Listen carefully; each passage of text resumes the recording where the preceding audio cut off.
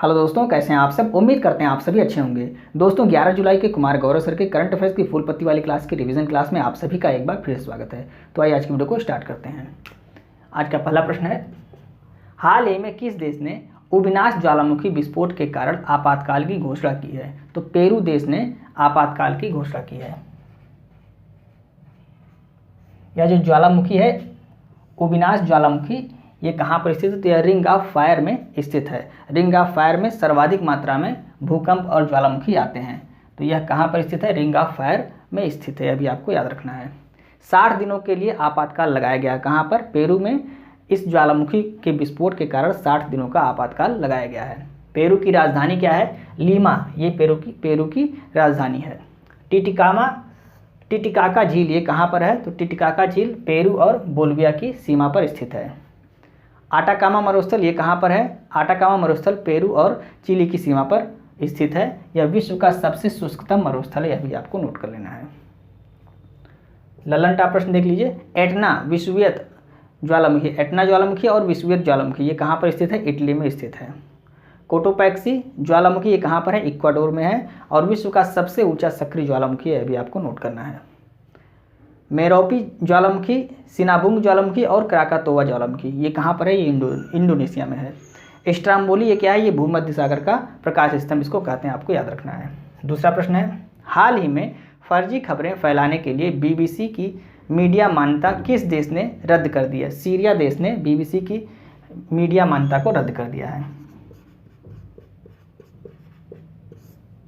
BBC के द्वारा Syria में न्यूज़ फैलाई गई। क्या फैलाई गई न्यूज़, राष्ट्रपति का संबंध नशीले पदार्थों के व्यापार से। वहाँ पर ऐसा बताया गया बीबीसी मीडिया के द्वारा कि यहाँ के जो सीरिया के राष्ट्रपति हैं इनका संबंध नशीले पदार्थों के व्यापार से है। इसी कारण से बीबीसी की मीडिया को यहाँ से सीरिया से इसकी मान्यता को समाप्त कर दिया गया है।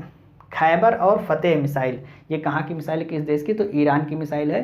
खैबर मिसाइल ये बैलिस्टिक मिसाइल है और फतेह मिसाइल ये हाइपरसोनिक मिसाइल है। आपको याद रखना है। आइए हम नेक्स्ट प्रश्न देखते हैं।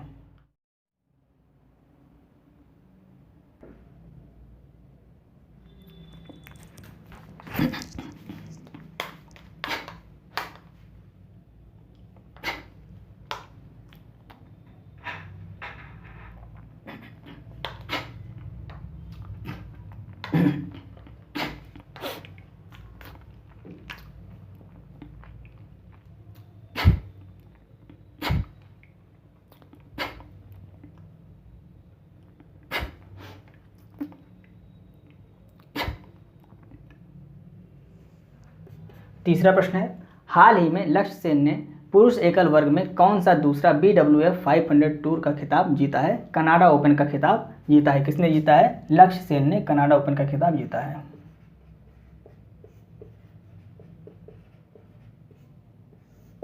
उपविजेता इसमें कौन थे, ली सी फेंग ये उपविजेता थे। कहाँ के हैं, चीन के हैं। और कनाडा ओपन महिला वर्ग का खिताब किसने जीता है, अकाने यामागुची ये जापान के, इन्होंने महिला वर्ग का खिताब जीता है। ललन टाप प्रश्न देख लीजिए। आर्लियंस ओपन ये खिताब किसने जीता है, प्रियांशु राजावत ने जीता है। मलेशिया मास्टर्स का खिताब किसने जीता है, प्रणय ने जीता है। इंडोनेशिया ओपन और स्विस ओपन का खिताब किसने जीता है, सात्विक साईराज और चिराग शेट्टी की जोड़ी ने जीता है। आपको यह भी याद रखना है। आइए नेक्स्ट प्रश्न देखते हैं। हाल ही में दुनिया की पहली मानव रोबोट प्रेस कॉन्फ्रेंस का आयोजन कहाँ किया गया है। तो इसका आयोजन जिनेवा में किया गया है। कहाँ पर किया गया है, जिनेवा में इसका आयोजन किया गया है। इस प्रेस कॉन्फ्रेंस में मानव के समान दिखने वाले रोबोट का प्रदर्शन किया गया, उसको दिखाया गया है। और इसमें कहा गया है कि इससे जो यह मानव रोबोट आएंगे इससे जाप पर कोई प्रभाव नहीं पड़ेगा और यह रोबोट मानव से विद्रोह नहीं करेंगे, ऐसा इस कॉन्फ्रेंस में कहा गया है। WTO, WHO और ILO वर्ल्ड ट्रेड ऑर्गेनाइजेशन और WHO वर्ल्ड हेल्थ ऑर्गेनाइजेशन और ILO इंटरनेशनल लेबर ऑर्गेनाइजेशन इसका मुख्यालय कहाँ पर है, ये जिनेवा में इसका मुख्यालय है। आपको याद रखना है। चैट GPT किसने लॉन्च किया, ओपन AI द्वारा लॉन्च किया गया। बार्ड किसके द्वारा लॉन्च किया गया, गूगल के द्वारा लॉन्च किया गया। गीगा GPT किसके द्वारा लॉन्च किया गया, रूस के द्वारा लॉन्च किया गया। अम्मा क्रश AI चैटबॉट किसके द्वारा लॉन्च किया गया, ये आपको कमेंट करके बताना है। नेक्स्ट प्रश्न देखते हैं। हाल ही में अंत्योदय श्रमिक सुरक्षा योजना प्रारंभ करने वाला भारत का पहला राज्य कौन सा है? गुजरात ये भारत का पहला राज्य है जिसने अंत्योदय श्रमिक सुरक्षा योजना प्रारंभ किया है।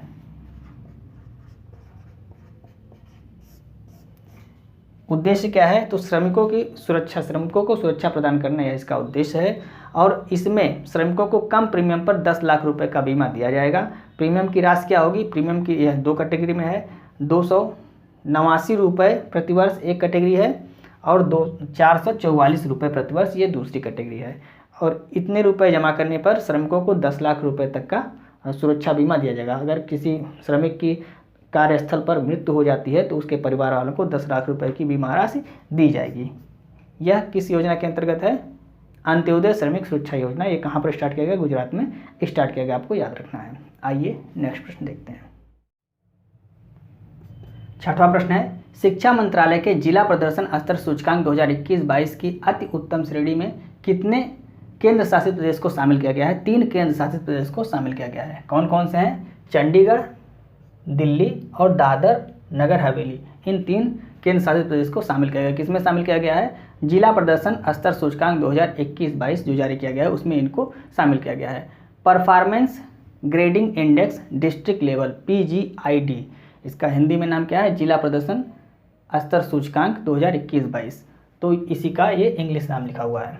इसमें 10 ग्रेड हैं जिसमें दक्ष और उत्कर्ष कैटेगरी में कोई जिला शामिल नहीं है। आपको याद रखना है, दक्ष और उत्कर्ष कैटेगरी में कोई जिला शामिल नहीं है। अति उत्तम कैटेगरी में 2020-21 में 121 जिले शामिल थे और 2021-22 में कितने जिले हो गए हैं? 51 जिले घटकर हो गए हैं। यह भी आपको नोट कर लेना है। तो ये 3 ग्रेड यानी कि 3 श्रेणी आपको याद करना है। दक्ष और उत्कर्ष कैटेगरी में कोई नहीं शामिल है। अति उत्तम कैटेगरी में 2021-22 में 51 जिले शामिल हैं और इसमें 3 केंद्र शासित प्रदेश शामिल हैं जिसमें चंडीगढ़, दिल्ली और दादर नगर हवेली शामिल है। आइए 7वां प्रश्न देखते हैं। हाल ही में G20 संस्कृत कार्य समूह की तीसरी बैठक का आयोजन कहाँ पर किया गया है? तो तीसरी बैठक का आयोजन हम्पी कर्नाटक में किया गया है।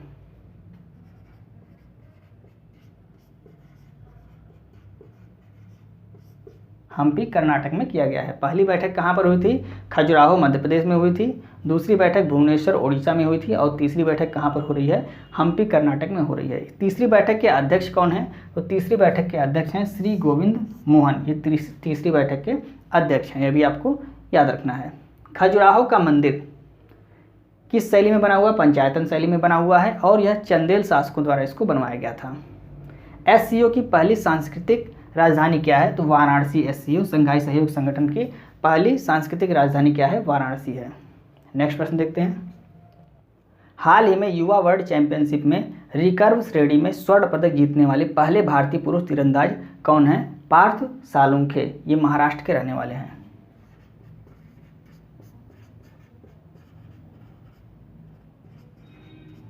पार्थ सालुंखे ये कहाँ के हैं? महाराष्ट्र के हैं। और यह पहले भारतीय पुरुष तीरंदाज हैं जो यह चैंपियनशिप जीते हैं। कौन सी चैंपियनशिप है? युवा वर्ल्ड चैंपियनशिप। यह इन्होंने जीता हुआ है। और इससे पहले महिला वर्ग में किस महिला ने जीता हुआ था? तो महिलाओं में यह खिताब दीपिका कुमारी ने जीता हुआ इससे पहले। यह भी आपको नोट कर लेना है। पुरुष वर्ग में ये पहले पुरुष हैं जिन्होंने युवा वर्ल्ड चैंपियनशिप जीता हुआ है। नाम क्या है? पार्थ सालुंखे। कैसे याद रखेंगे? तीरंदाज मतलब महाभारत में अगर आप सभी ने देखा होगा, अर्जुन क्या थे? धनुर्धर थे और उनका नाम क्या था? पार्थ। तो पार्थ यहाँ पर भी क्या है? तीरंदाज। और इनका नाम भी क्या है? पार्थ। तो इससे आप याद रख सकते हैं। पार्थ सालुंखे ये महाराष्ट्र के हैं और यह पहले तीरंदाज बने हैं, भारतीय पुरुष तीरंदाज बने हैं युवा वर्ल्ड चैंपियनशिप जीतने वाले। महिलाओं में यह पुरस्कार, यह ट्रॉफी किसने जीता था? दीपिका कुमारी ने जीता था पहले ही। आइए नेक्स्ट प्रश्न देखते हैं। 9वां प्रश्न है। हाल ही में भारत में सिंधु घाटी कांस्य युगीन सभ्यता के दौरान लौह युगीन सभ्यता के प्रमाण कहाँ से मिले हैं? तमिलनाडु से यह प्रमाण प्राप्त किए गए हैं।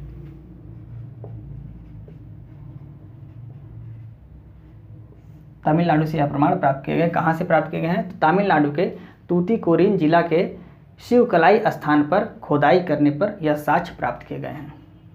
जूना खटिया स्थान ये कहाँ पर है? अभी चर्चा में था, ये गुजरात में है और यहाँ से हड़प्पा सभ्यता के प्री शहरी चरण के साक्ष्य प्राप्त हुए, आपको नोट कर लेना है। धौलावीरा ये कहाँ पर है? यह गुजरात में है और भारत का 40वां विश्व धरोहर स्थल इसे घोषित किया गया है। राखीगढ़ी ये कहाँ पर है? ये हरियाणा में है, इंपॉर्टेंट है, नोट कर लीजिए। नेक्स्ट है, हाल ही में किस राज्य सरकार ने गारंटी बजट पेश किया है? तो कर्नाटक राज्य सरकार ने गारंटी बजट पेश किया है।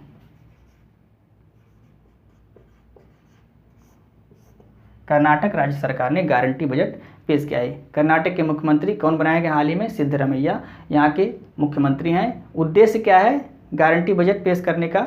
तो SC ST महिला और बच्चों का समावेशी विकास करना इसका उद्देश्य है। और यह विकास कैसे किया जाएगा? तो इसके लिए शराब और बियर पर 20% उत्पाद शुल्क बढ़ा दिया गया है। शराब और बियर पर 20% उत्पाद शुल्क क्या कर दिया गया है? बढ़ा दिया गया। और इससे जो 20% उत्पाद शुल्क बढ़ाने पे जो पैसा प्राप्त होगा उसको कहाँ पर लगाया जाएगा? SC ST महिला बच्चों के समावेशी विकास में उसको लगाया जाएगा। नेक्स्ट प्रश्न देखते हैं, संयुक्त राष्ट्र मानवाधिकार परिषद ने किसे यूक्रेन जांच आयोग का सदस्य नियुक्त किया है? अधिवक्ता वृंदा ग्रोवर को नियुक्त किया गया है।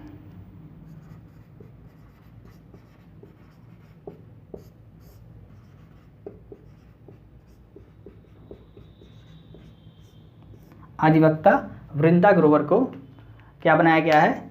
यूक्रेन जांच आयोग का सदस्य बनाया गया है। इस जांच आयोग के अध्यक्ष कौन है? तो अध्यक्ष हैं एरिक मोसे, ये कहाँ के रहने वाले? ये नॉर्वे के रहने वाले हैं। और आयुक्त कौन है? पाब्लो डी ग्रिफ, ये कोलंबिया के रहने वाले हैं। तो ये थे 11 जुलाई के फूल पत्ती वाली क्लास के 11 महत्वपूर्ण प्रश्न, जिसको हमने कम समय में आपको रिवाइज कराने की पूरी कोशिश की। उम्मीद है आपको वीडियो अच्छी लग रही होगी। यदि आपको वीडियो अच्छी लग रही है तो आप इसे अपने दोस्तों को जरूर शेयर करें। और अगर अभी तक आपने वीडियो को लाइक नहीं किया, वीडियो को लाइक कर दिए। और अगर चैनल को अभी तक सब्सक्राइब नहीं किया, चैनल को सब्सक्राइब भी कर लीजिए। और सब्सक्राइब करने के बाद बेल आइकन को प्रेस कर लीजिए और वहाँ पर ऑल वाले बटन पर क्लिक कीजिएगा, जिससे हमारी सारी नोटिफिकेशन आपको समय समय पर मिलती रहे। अगर आपको इस क्लास की PDF चाहिए तो आप हमारे Telegram channel RK competition classes को ज्वाइन कर सकते हैं, जिसका लिंक आपको इस वीडियो के डिस्क्रिप्शन में दिया रहेगा। आप वहां से टेलीग्राम चैनल को ज्वाइन करके PDF को प्राप्त कर सकते हैं। तो अगर आपको वीडियो अच्छी लगी तो इसे अपने दोस्तों तक शेयर जरूर करें और वीडियो को लाइक करना ना भूलें। मिलते हैं नेक्स्ट वीडियो में। जय